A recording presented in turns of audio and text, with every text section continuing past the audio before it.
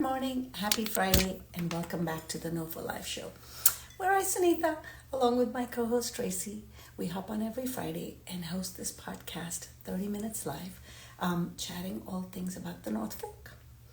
The North Fork is experiencing an Indian summer, a second summer, I don't know what it's called, but the weather has been beautiful after a couple of days of winter making it.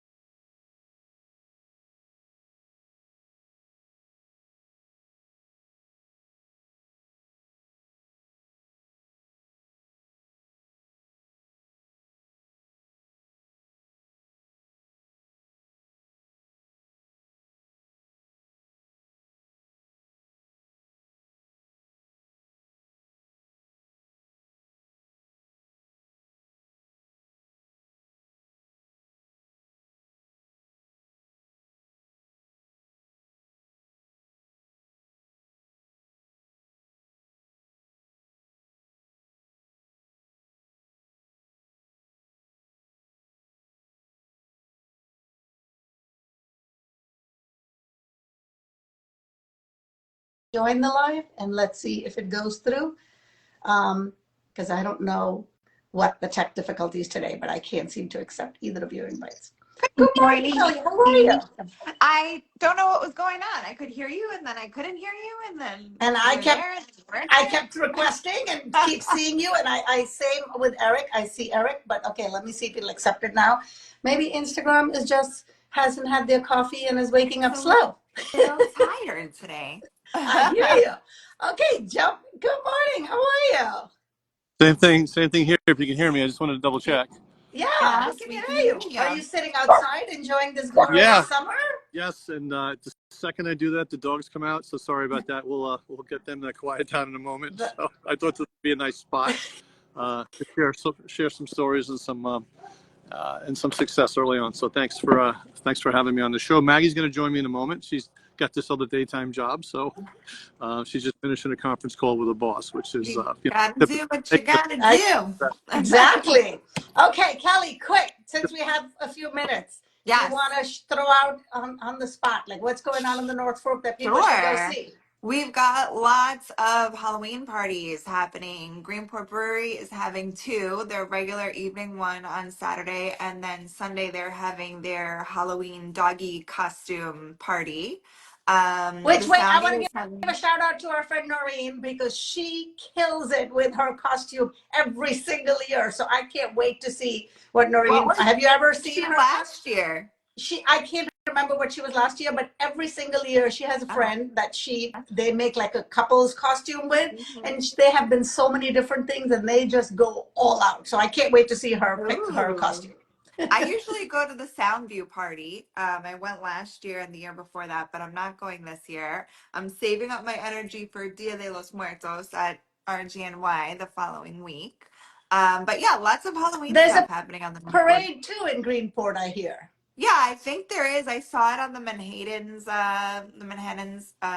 Instagram page, and then I kind of didn't see it anymore. So I reposted the flyer. I think Greenport Village Bid has like a whole schedule of events that are going on. There's a parade outside the library, and then a whole bunch of stuff. So I haven't looked closely at what it is, but there's a lot going on, and the weather's beautiful. Yep. Perfect weekend. Perfect fall weekend. Great for a tour, Eric. Yes.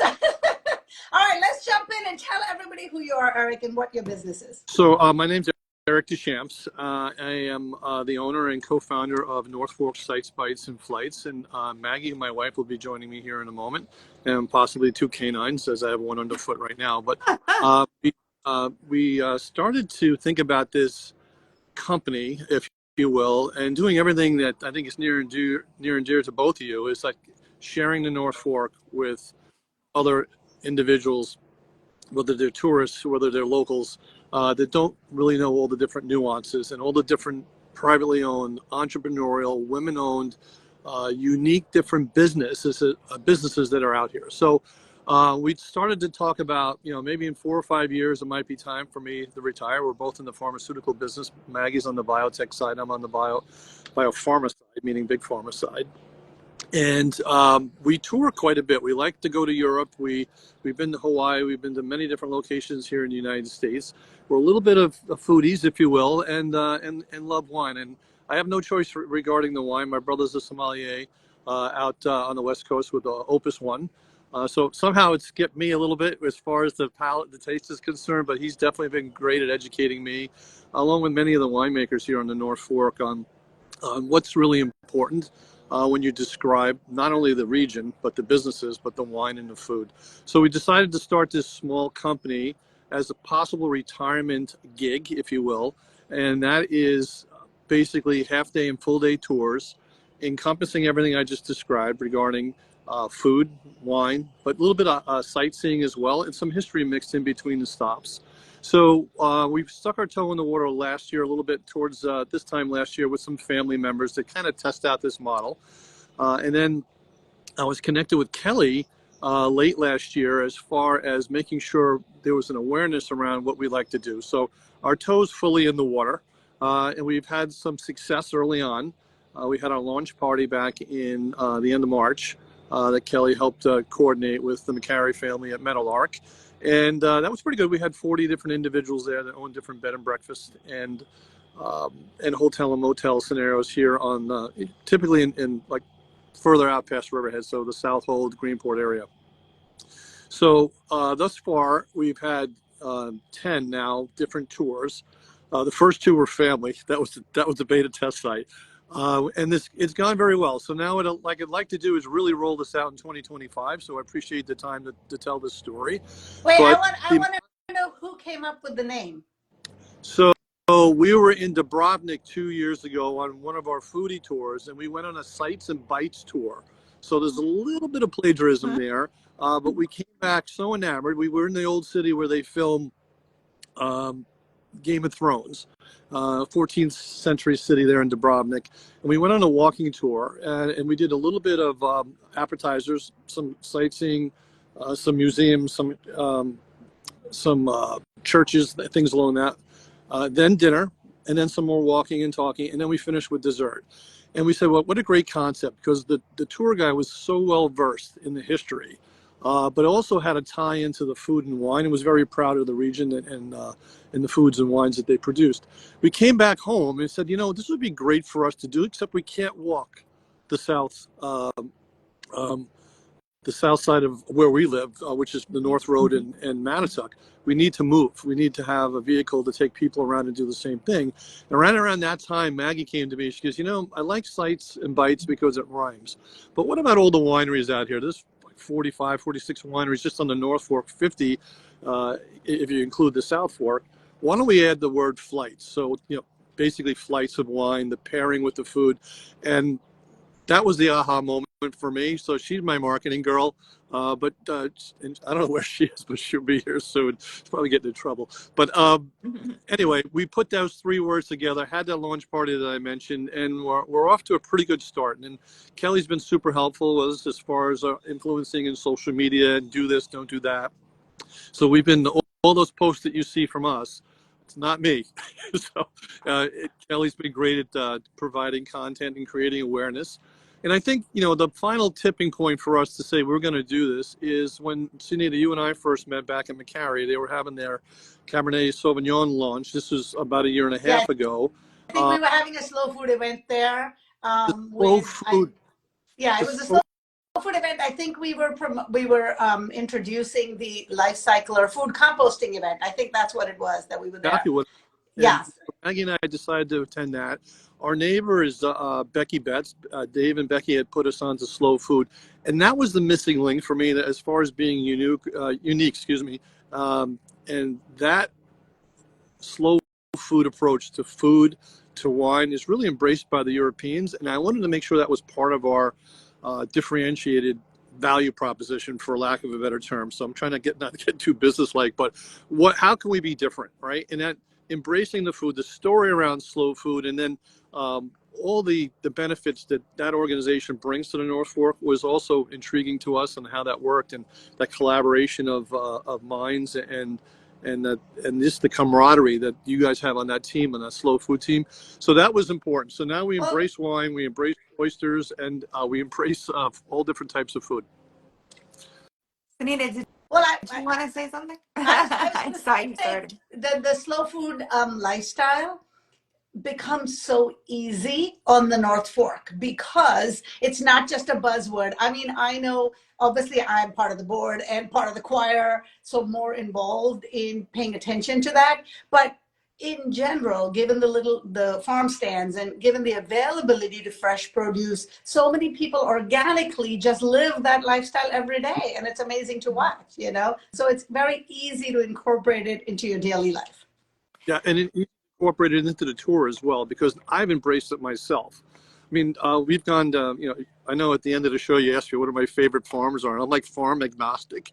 But when you go to Sangli and you get some of these heirloom tomatoes, or these, I think it was a Korean radish I had last time, it was like amazing. Like some of these fruits and vegetables you don't see typically, but I like the fact that they're local, and it's a farm to table, to your point, Sunita, almost every single time. So intriguing as well for me. Eric, in the interest of time, because the show goes by so fast, I want you to tell people more about what a typical tour looks like, how you curate the tours for your individual customers, a little bit about the process of booking a tour with you so we can get a better idea of what it's like to work with you.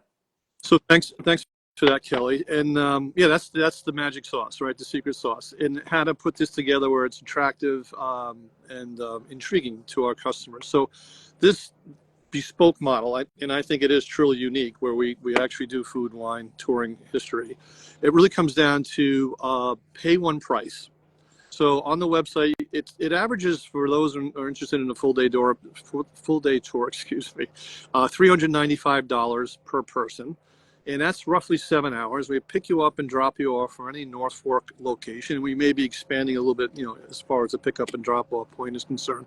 But that one price includes the food, the wine, the reservations, the gratuity, if you will, and all the transportation and the storytelling throughout the day. So it's really carefree as far as once you make the reservations concerned. We also offer 2 half days, AM and PM tour, and we've only actually had one of those, the half day tours. It's all been mostly full day tours. So each package includes all that. And then it just takes really like a lot of the guesswork out of the reservations. Like I said before, I'm agnostic to some of the different wineries, but we do have wineries that we are members of, only for the reason so we can get the reservation last minute. Typically, when we book a reservation, it's 7 days or less. Sometimes it's 2 days or less. So we have to do a little bit of scrambling, but that's part of the fee that we charge. So it's really a fire and forget, for lack of a better term, experience with us. And we visit the hidden gems. We go to the farms, and we do oyster education classes, and we sip some of the better wines, I think, here in the North Fork. Maggie and I have been here in this spot in Manitowoc for 9 years, and I've seen a steadily an increase, if you will, in the caliber of the wine, and I just really think that we continue to get better at what we do out here, whether it's a farm, whether it's a small business, whether it's a restaurant, or whether it's a winery. So you talked about a pay one price model, and I'm assuming the sites are obviously included in that because you can see them as you drive by. Sure. Is the bites and the flights also included, or is that separate? Sure. So great question. Thank you, Cindy. So typically 2 wineries, 2 restaurants where we have a set menu. So I'll share one of the restaurants, and they've been very good to us. Moroni in Southold, where we pull 4 of my favorites off the tasting menu. There's the $100 tasting menu and the $200. So we pull 4, and we have a set price with them, so we know our margins. But we introduce our guests to 4 different small plates, a glass of wine, or a bottle of Peroni, and then we move on. So it's a little bit of like we do spot shopping, but we also do spot dining, and then we'll visit 2 wineries as well. So typically 2 wineries, 2 places to eat, and then points of interest in between. And the tasting at the winery is included. The tasting winery, It's the winery is. all included, Right. Sunita. I'm just asking for the people who want to do it, right? Because I know. No, you're right. I know. It sounds like almost too good to be true, that's why Eric, I keep because checking. Sunita I'm and I, making as sure that if people I who, show up, I mean, it's not a full meal, but I'll be right. nibbling, I'll be sipping, and you'll be showing the sights around for somebody who's not local. I just want to And ask. Sunita, for you and I who do go out on the North Fork very often, we know that $395 price tag for all of this is amazing For because for a full day, drinking on the absolutely, North right? Fork, drinking on the North Fork is not cheap. I've said this many times. I can go out in the city for a full day for cheaper than it is on the North Fork. So this is an amazing Well, deal. I'm looking at it more from when you're celebrating something. Like I have a lot of my girlfriends that want to come and visit from New Jersey. So when there's a group of them, and then I want to give them. I mean, typically I'm the tour guide, right? So I curate what I think each individual group might like. But because you're including transportation as well. So how many people can you fit together at one time? So that's the other nuance. It's a private, slow tour, as we mentioned, but it's only 6 people max. So we're averaging 5 people, and I mean by that is typically it's been 4 or 6. We had one couple that recently were out that paid the 4-person price just for the exclusivity, just to have the vehicle and the tour themselves. So yeah, it's been popular, but 6 is the max.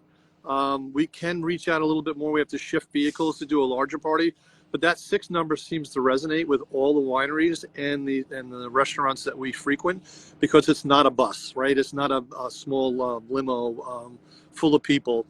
So yeah, so that's what that's what the model looks like, basically 6. So I get a chance to speak to everybody on a personal basis. Everybody can hear what I'm saying. It's not 30 people behind me like with umbrellas and I'm holding up a sign. It's much more different. So it's me educating the individuals Eric, on the I would food. like to see that actually. Yeah, Thank you with an umbrella With just I'm guiding. sure Kelly will create a perfect sign for him to hold too. you get, but it's merch. So So we I want to tell me a little bit more about the half day tour, but also more about the oyster tours that you mentioned. so early on, we've had some great partners, right? With I mentioned McCary family and Meadowlark and some of the other wineries as well. But Peter over at Pico Oysters, come here. You want to say hello, Gidget? Sorry, this is Gidget. So Hey! Oh my God, what a cutie! for a paycheck here, but I'm telling her no dice. So, but Peter at Pico has been very very very savvy, right? A great business mind, and that tour that he offers me is either like a half tour or a full tour, and he splits it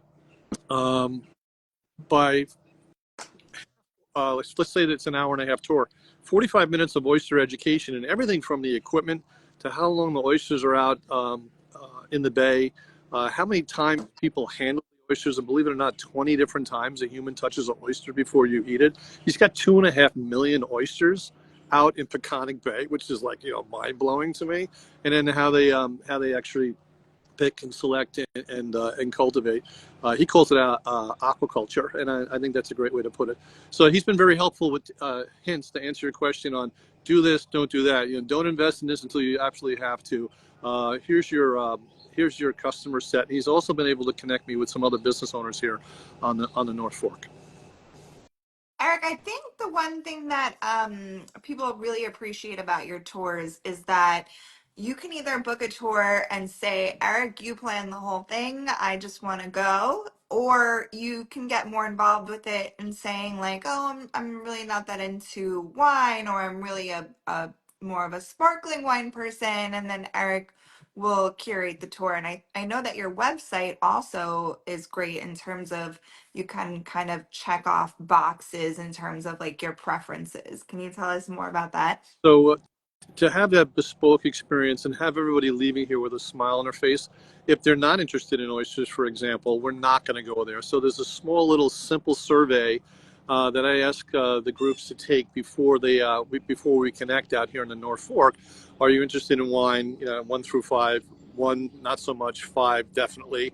And then I get an email back, and it's kind of funny because I just get numbers, right? So I have to marry up the question 1 with answer 5. But that allows me to really curate the tour towards the likes and needs of the individuals that are traveling with us. So if there's absolutely no interest in the history, then I don't share. Here's the mile marker here at Laurel, and it's it's put in by Benjamin Franklin in 1775, and that's a quick little stop. But if they're not Sunita, I interested feel in like that, you should go on the tour just for that because you love that kind of stuff. Do you know all that kind of stuff, Sunita, or would Eric educate you? I have a Norfolk book club, right? So yesterday, was it yesterday? We were just talking about it. Somebody said to me, there's a marker in Orient, a grave marker or something. Don't, quote me.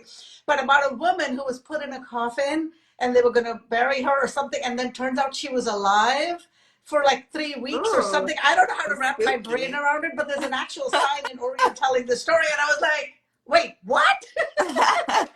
Eric, Eric, you can need you to shed find any this out light and on put it this as part story? of your tour. yeah, we definitely. I love the history part of it. And Maggie's here. I don't know if you can see it. Hi. Hi, Hey, Maggie. Maggie. So, Eric, can you bust this myth or confirm the myth? I mean, is there a sign in Orient about this woman that was I supposedly not dead but being buried?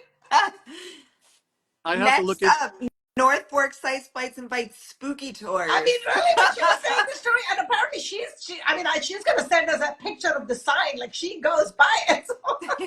So yeah, there is a little bit of the North Fork that I'm not aware of. So maybe I do need a tour. And we definitely have to fact check that. That's one I don't know, but This is new information to me this week. So I personally am going to check it out too. Well, during the launch party, it's funny that you bring that up. During the launch party, right after that, we had the South Holds Historical Society reach out to me via email. It said, you need to come and sit with us if you're going to tell the story. We want to make sure we tell it right. So I still have to get over there and grab a little bit more around the history from the British when they occupied the North Fork here. To what's happening more recently. I was just speaking of history, right, and things you learn along the way.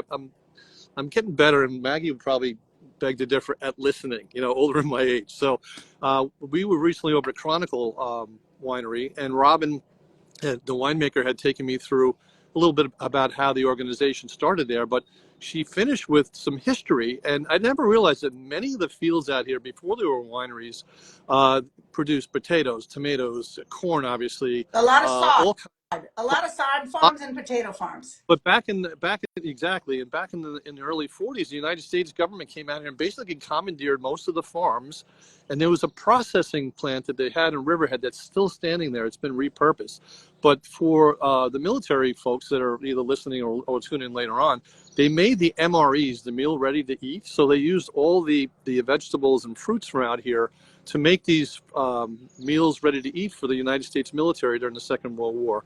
And then the farmers went back to doing what they were doing. So those little talking points gets me from point A to point B without any dead airspace. And I find stuff like that pretty interesting. But So when someone books a tour, are you behind the wheel, or is Maggie behind the wheel, or somebody different behind the wheel? at the house, she's behind the wheel. But here on the tour, I'm involved in every single tour. So we'll do one per day. And if it's a half day, we haven't had two stacked AM PM. But the emphasis right now, I think the last thing I didn't mention before, as far as these tours, whether they're the afternoon tour or the full day tour, are the sunsets. And I know that's near and dear to you, right? So, I mean, just the last week and a half alone, Maggie and I have been down the road here over by Rose Hill to see Aurora Borealis. I saw the comet like not even 5 days ago, twice. We've had full moon and killer sunsets, right? So we try to finish some of the tours with sunsets at different beaches. So that's another little nuance of the tour. And I mean, if you're not going to the North Fork and seeing a sunset, did you even go to the North Fork? Is that the question? I mean, that could be. I need a T-shirt. I mean, That's Sunita's next tagline. my entire North Fork life really revolves around that. I mean, I'm not bragging, but on any given day, I could tell you to the minute what time it's happening because I scheduled my entire day around it. So, so let's jump into. I can't believe it's already 9:25. Let's jump into the NOFO Live 5, and you've already mentioned a few of the things, but let's get your and Maggie's take on. If you were taking Kelly and me out for some bites, where would we go? go first. You go first. For lunch, it's tough. I have to, like I used the word before, agnostic, right? I love everything out here and every establishment. I don't think I've had a bad meal since I've been out here. If I pick one, I alienate everybody else. But for lunch, I love Love Lane Kitchen. I think many of your guests have said that as well. And you? Yeah, Love Lane's good. Well, I just want to clarify, for us, it's never about picking a favorite, because my mood changes with the season, or I suddenly discover, oh my God, this new cafe and I love the ramen there. So it's more about what are you eating right now, or where are you shopping right now that you might want to take us, because otherwise I could list every winery because they're all great. Funny that you talk about Love Lane, and we all talk about Love Lane so often, but I went in there recently, or like a year ago, and it was like around this time. This is what is making me think of it. It was in the fall, and they had this like special of like butternut squash ravioli or something like really fall-y, and I can still think about it to this day. And this was like maybe like 12 years ago. Well, I mean, I stop at green eggs. I don't even need to go past that. Like, it says green eggs on the menu. I'm like, give it to me. And it's delicious. Kale and avocado in there. Just spoiler alert. Yum. Okay. Move on to wineries. I know you guys don't want to play favorites, but you have to. Give us your faves. Also, what do you enjoy? It could be a mocktail. It could be a cocktail. Like, what do you enjoy? I'm a Courteau girl. She likes the ambiance, right? Yeah, I love the ambiance. Of course. I love anything women owned. How lucky are we that there are so many women-owned businesses on the North Fork? I think it is one of the special and unique characteristics about the region. Yeah, so that's probably my number one pick, but I also love Bedell and Quarry Creek for different reasons. So those are my top three. Yeah, I would say I like Rose Hill a little bit as well, and McCarry, especially their tasting rooms and the barrel rooms. That's been very appealing to customers, and there's always a story to tell. And everybody, and we talked about collaboration before. When we go there, I feel like I'm treated a little bit more special than somebody. You asked me what the business about it, what it's all about, and what the profile is. But what it's not, it's not me in a white shirt and some skinny black tie smoking a cigarette outside a van. It's a full experience. Right, when we go to these wineries, we get usually going back in the barrel room, or we'll have the winemaker meet with us. So part of the nuance of the tour that I neglected to mention is you'll meet the chefs, you'll meet the bakers, you'll meet the winemakers and the individuals raising oysters, for example. That's part of the tour. So I would say for me, I like Rose Hill a lot too.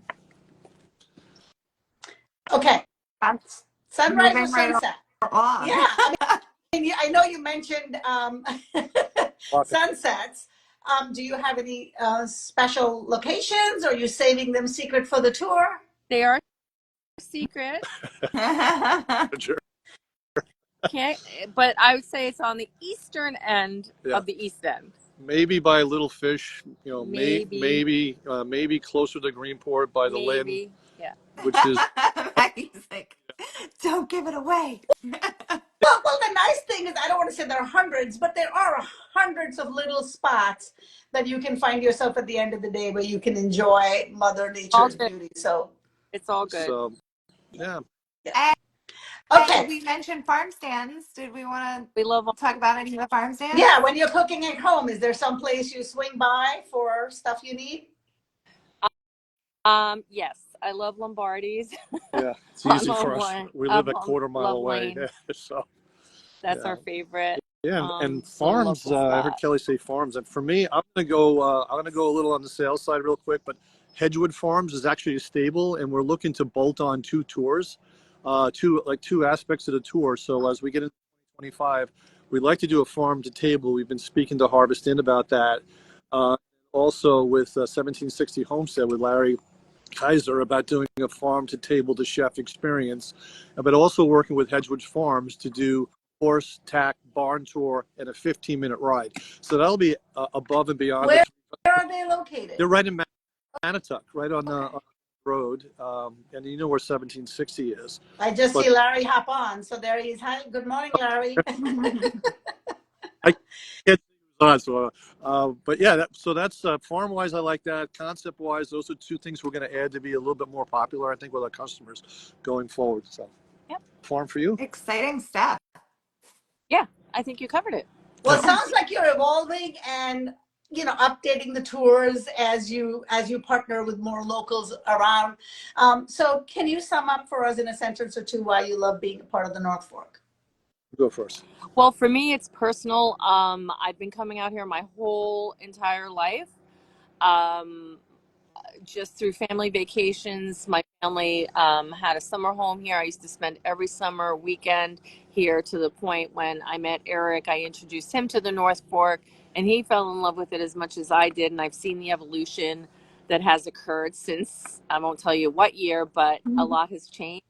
But a lot has also remained the same, which is what I love about it. And it's still so pristine and such a special place for me personally. To the point that we decided to relocate here, 7 years ago, and just live here full time, not just in summers and weekends. So, it reminds me of family times that I've had with my siblings and my parents and other extended family. So it's a very special place for me. Yeah, and for me, it's the camaraderie, right? It's the slow food network. It's the one business helping out another business.